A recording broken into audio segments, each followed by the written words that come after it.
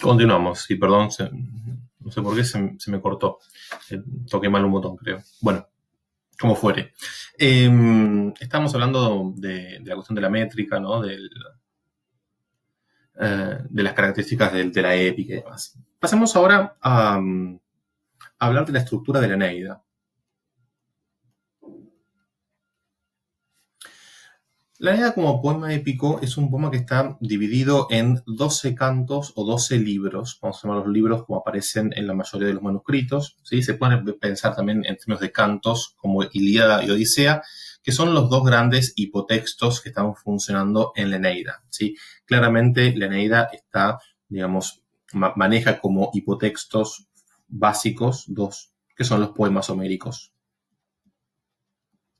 A tal punto maneja estos hipotextos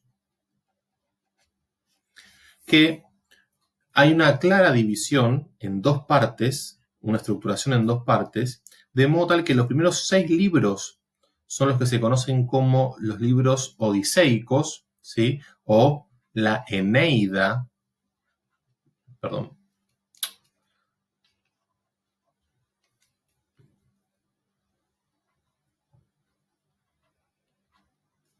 odiseica, y los otros 6 libros son los que corresponden a la Eneida iliádica. ¿En qué sentido? Digamos que, a ver, en el libro 1 de la Eneida, el punto de partida justamente es la partida de Troya, ¿no? La partida de Troya, la conflictiva partida de Troya, porque Eneas no parte así nomás de Troya, ya lo van a ver, eh, le tienen que llamar la atención varias veces, che, andate, te tenés que ir, y te tenés que ir porque esta partida de Troya está, digamos, prevista o pautada por el fatum. Es una palabra clave. Digamos, partida de Troya justamente porque tiene que fundar una estirpe nueva.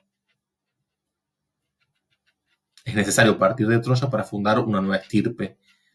Ese es su destino, su hado, ¿sí? Que es la traducción de fatum. Es interesante esto porque fatum es un sustantivo que proviene, en rigor es el participio, de un verbo arcaico que es el verbo for. For, en tanto verbo arcaico, prácticamente no quedan registros de este verbo, muy poquitos. En tanto verbo arcaico, el verbo for significa hablar. Es decir, que fatum es la palabra emitida en la Eneida, es la palabra emitida por Júpiter. La palabra de Júpiter, que es el rey de todos los dioses, es una palabra que de alguna manera lo que indica es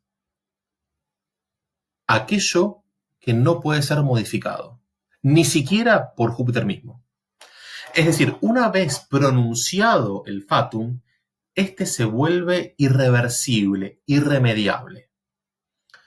Pero lo interesante, y esto es uno de los temas que a mí más me interesan de la Eneida y quiero que lo trabajemos, o me gustaría que lo trabajáramos, tiene que ver con la tensión entre determinismo y libre albedrío, que es una tensión que, como ustedes saben, recorre buena parte del pensamiento occidental, pero en la Eneida se da de un modo particular, ¿sí? Como también este debate se da en el caso de la Ilíada, y hay un seminario muy bueno de Castoriadis que analiza esta cuestión, cuando analiza el correspondiente, el término que va de la mano, digamos, la contrapartida griega del fatum es el término moira, ¿no? ¿Sí? La moira es justamente el destino, ¿no? Es si se quiere, el fatum traduciría a moira, pero lo interesante es que etimológicamente vienen de lugares muy distintos, ¿no? Porque decíamos recién, fatum viene este verbo arcaico for, es una palabra romana, palabra latina, claramente, mientras que moira viene de moros, que significa porción de territorio. Y es interesante esto de la porción del territorio, porque este término moros, se escribe así. Moros, si translitero, y si no, así. Este término moros, en tanto porción del terreno, ¿sí? Del territorio, lo que sugiere o da a entender es que la Moira, si bien implica el destino fijado por los dioses, lo que hace, el modo como actúa esa Moira es en términos de marcar un territorio, dentro del cual el ser humano puede optar, puede elegir libremente, dentro de ese marco ya delimitado, prefijado, que es su destino, dentro de esa territorialidad, ¿sí?, que determina la Moira, hay libertad de acción, ¿no? Y me parece interesante esto que pasa con la etimología de Moira para pensar en qué medida esta noción se puede aplicar al caso de Eneas en particular, porque, digamos, si hay algo que Eneas no quiere hacer, es irse de Troya.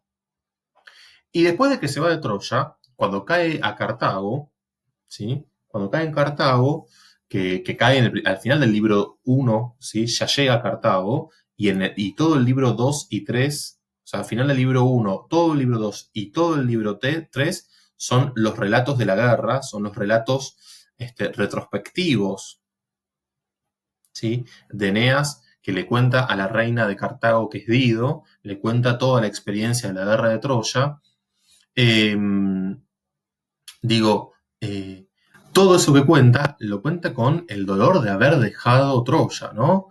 Y estando en Cartago, después cuando se enamora de Dido, tampoco se quiere ir de Cartago. Y le tienen que volver a avisar, che, tu fatum, tu destino, no es quedarte en Cartago, sino llegar al Lacio y fundar una nueva estirpe, una nueva raza. Es decir que habría que pensar cómo, digamos, en qué medida actúa Eneas llevado por el destino que le fue signado y en qué medida elige. Esto me parece que es interesante, sobre todo pensando en otra gran particularidad que tiene la Eneida y que hay que estudiar con detenimiento, que tiene que ver con el modelo estoico, es decir, con la influencia de una filosofía helenística que ha tenido pregnancia en la mentalidad romana como quizás ninguna otra, me refiero al estoicismo, porque Eneas se construye como un héroe estoico. Esto es lo interesante, que Eneas no es un héroe desde el libro 1 hasta el final, sino que es un personaje que se va haciendo héroe. Eso es lo interesante, ¿no? Que al superar distintas pruebas digamos, de iniciación, se construye como un héroe a la romana. Y ser héroe a la romana tiene que ver con el modelo estoico. Entonces, bueno, cuando lleguemos a esta cuestión, una de las cosas que tenemos que estudiar es qué implica la filosofía estoica en Roma y en particular cómo impacta en la Eneida. Y menciono esto a raíz de la cuestión del fatum porque los estoicos, y de esto hay bastante testimonio, no consideraban que el determinismo, ¿sí?, fuera incompatible con la responsabilidad moral, ¿sí? Porque uno podría decir, bueno, si lo que yo estoy haciendo está determinado por los dioses, yo no me hago cargo de esto, ¿no? Bueno, los estoicos resuelven esa aparente contradicción o esa aparente paradoja y encuentran una compatibilidad entre determinismo y, si se quiere, responsabilidad de las propias acciones, ¿sí? Como si hubiese al mismo tiempo una posibilidad de elección o un margen de libertad. Por eso lo vinculaba con el fatum y con esa etimología que traía a colación de la Moira. Pero bueno, digo, la Eneida está estructurada claramente en dos partes. La Eneida odiseica, que es la Eneida de todos los viajes que hace Eneas hasta llegar al Lacio, ¿sí? Parte de Troya en el libro 1, después de una serie después de un periplo, una tormenta y qué sé yo, llega a Cartago, y en Cartago se la pasa un buen tiempo, distraído contándole su historia a Dido, después se enamora de Dido, el canto de Dido es el canto cuarto, un canto realmente interesante, o libro cuarto, ¿sí? Es el libro de Dido, sin lugar a dudas. Hasta que, bueno, Eneas decide partir porque, bueno, tiene que venir Mercurio a recordarle que no estaba en los planes que él se quedara tanto tiempo en Cartago, mucho menos que se casara con Dido. Ahí hay toda una cuestión acerca de si efectivamente se casó o no. Hay una ambigüedad en el texto en ese punto, pero sí mantiene un vínculo con Dido. Parte de Cartago, hace otro periplo hasta llegar finalmente al Lacio. Pero el canto quinto es un canto vinculado con el padre, con Anquises, ¿sí? El padre que muere en medio de toda esta travesía. Él se va con el padre, ¿sí? Y muerto el padre, él se transforma en pater familias. Esto es importante. Porque así funciona la lógica de la gens romana, ¿sí? Entonces queda con su hijo Ascanio solamente, en términos de conformación de la gens, hasta que llegan al Lacio. Pero la llegada al Lacio recién se da en la segunda parte, que es la Eneida iliádica. Entonces tenemos el libro cuarto es el libro de Dido, el libro quinto es el libro de Anquises, de, digamos, los juegos y los honores al padre que muere. Y el libro sexto es otro libro muy interesante realmente porque tiene que ver con el descenso a los infiernos, ¿sí? Es la catábasis de la Eneida. Bueno, es el viaje al inframundo. Bueno, imagínense lo potente que es ese libro en términos de cuestiones filosóficas, en términos de cuestiones existencialistas, en fin, en muchos órdenes. Es realmente un libro muy interesante. Y ahí termina la Eneida odiseica.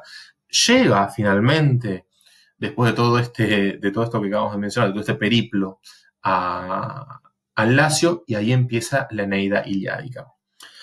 Y es interesante esto de los viajes de Eneas hasta llegar al Lacio, porque si ustedes buscan un mapa de cuál es el recorrido, después lo vamos a ver seguramente, lo prepare para la próxima, si ustedes se fijan cuál es el recorrido que hace Eneas desde Troya hasta el Lacio, realmente es un laberinto, ¿sí? Es un laberinto, es una tortura el viaje, y justamente digamos, el laberinto, el efecto que produce esa imagen es el enorme esfuerzo que tiene que hacer Eneas para convertirse en héroe. Y eso es lo que, desde el punto de vista de la mentalidad romana, es especialmente, digamos así, loable o encomiable. Bueno, la segunda parte del libro, de la obra, son los 6 libros dedicados a la Eneida iliádica, porque acá el hipotexto que funciona ya no es la Odisea, porque no se trata de los viajes de Eneas, sino que es la Ilíada, porque se trata de la guerra, ¿sí?, contra el rey de los Rútulos y todo su ejército, la guerra entre Eneas y Turno. Bueno, es también muy interesante en términos del funcionamiento de las reglas de hospitalidad, porque Eneas se alía al rey latino, ¿sí?, al rey del lugar. Ahí aparece la viña, muy interesante la figura de la viña. Que a todo esto hay una novela de Ursula K. Le Guin que reelabora toda esta historia desde el punto de vista de la viña, ¿sí? Es un gesto de reescritura sumamente interesante. Y bueno, empieza otra parte de la historia que tiene que ver con justamente la fundación de una estirpe. Y que la fundación de esa estirpe implica casarse con, en este caso, la hija del rey latino, que es Lavinia. Bueno, no cuento más para no arruinar la lectura ni spoilear ningún aspecto. Dejamos acá entonces. Y pasamos ahora a la parte de lengua.